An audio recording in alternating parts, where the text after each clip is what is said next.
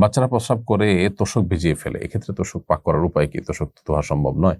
যদি এটাকে শুকিয়ে এমনভাবে পরিষ্কার করা যায় যে তার দুর্গন্ধ আলামত কিছু থাকবে না, তাহলে সেটা পাক হয়ে যাবে। যে জিনিসটাকে ধোয়া যায় না বা নিংড়ানো যায় না, ওয়াল, ফ্লোর, সেটার পাক করার সিস্টেম হলো যদি ভিজা দানা দিয়ে এটাকে ধোয়া যায়, পানি দিয়ে ধুয়ে যদি ধোয়া যদি না যায়, ধরুন ছাদ ধোয়া যাচ্ছে না, অবশ্য ছাদ, ওয়াল এগুলোতে বালতি দিয়ে পানি মেরে ধোয়া যায়, সেক্ষেত্রে ধোয়া গেলে তো ধোবেন। আর যদি ধোয়া না যায় তাহলে সেক্ষেত্রে, বা ধোয়ানো নিংড়ানো না যায়, তাহলে সেক্ষেত্রে সেটা যদি মুছে হোক, শুকিয়ে হোক, কোনোভাবে তার নাপাকের আলামত দূর করে দেওয়া যায় ভালো।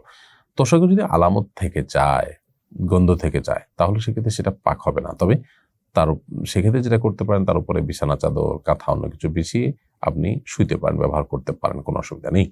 সরাসরি ওইটা যদি দুর্গন্ধ থাকে তাহলে নাপাক ধরা হবে এবং ওইটার উপর আপনি নামাজ পড়ে নামাজ হবে না। হ্যাঁ, তার উপর আপনি তোশক বিছানা আলাদা কিছু বিছিয়েছেন এবং কোনো নাপাকের কোনো আলামত গন্ধ নাই, তখন সেটি ভিন্ন বিষয়ে নামাজ পড়তে পারবেন।